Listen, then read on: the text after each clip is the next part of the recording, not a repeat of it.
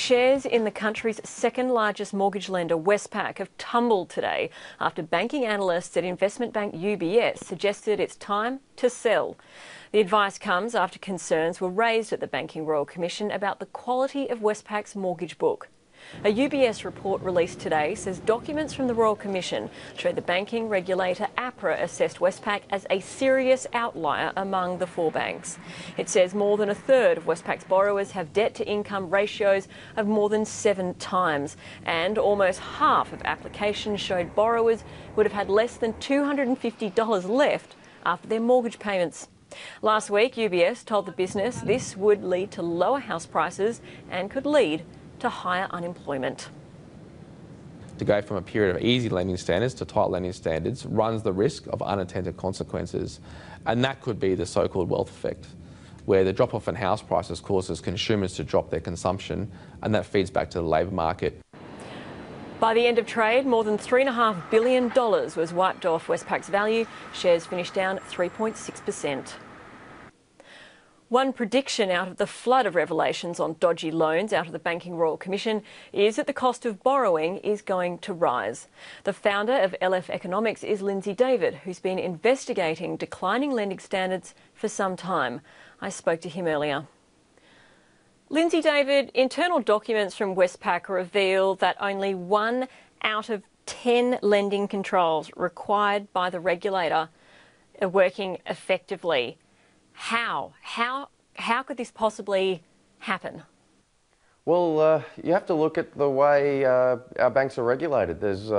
When it comes to the mortgage market, our banks are essentially running a lawless business. There's no real regulatory oversight over how our banks have lent to home buyers, and it's only been now with this Royal Commission and that the banks are actually now starting to have this problem whereby the way they've been lending over the years is coming under scrutiny, and also what's coming under scrutiny is the way our regulators have approached allegations of lending misconduct. So when you've got 9 out of 10 controls in place, 9 out of 10 controls that are not in place, you could rest assured that the banks are going to be lending to home buyers in a way that they're not supposed to, which raises very, very serious questions in terms of what the quality of the mortgage books at our banks actually look like. And if you just talk to a few of the other commentators out there who have shared our opinions, it's pretty clear that I think it's pretty safe to say now that there's a heck of a lot of junk in these mortgage books that are sitting at our big banks. Would you agree with UBS that this information that's come to light raises questions over $400 billion of Westpac's loan book?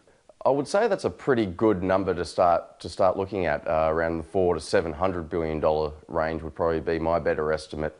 The big issue we have is the banking system has issued so many interest-only loans, a lot of which don't really appear to have been properly verified and illustrate that the borrower is actually going to be able to pay off that debt over the course of these 30-year loans that are being issued to home buyers.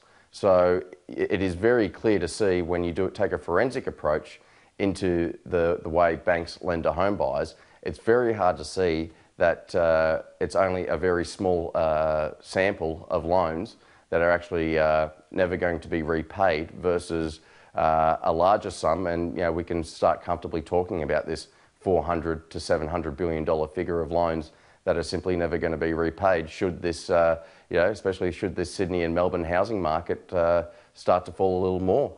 You just got to look at these mining towns and observe how many borrowers were unable to pay their mortgages. And when you forensically examine a lot of these borrowers who were not able to pay these mortgages, one thing was very clear, that these borrowers just simply shouldn't have been given a loan in the first place. And then when you start looking at the forensic documentation that showed how these banks were able to get these loans across the line, it's very hard to believe that criminal activity or illegal lending in the Australian mortgage market is not systemic. So what's happening here? Is it that the regulators, be it ASIC and APRA, aren't delving in and looking at the documentation and doing proper forensic oversight of what's going on? Or is it that they're being lied to, do you think? Well, in our forensic research, we've spoken to consumer advocates such as the BFCSA and a lot of the alleged victims that they represent of mortgage control fraud. And when you start to look at their documentation alongside the documentation that we've been given to by other aggrieved borrowers, it's pretty clear. The big question we always ask them is, what was the response from ASIC or APRA when you went to make the allegation that your lender had fraudulently tampered with your financial circumstances to make you look more creditworthy than what they really are? And on every single occasion, what we understood was ASIC and APRA both refused to investigate the matter on an individual basis and on a systemic basis. Lindsay David, thank you so much for your time. My pleasure.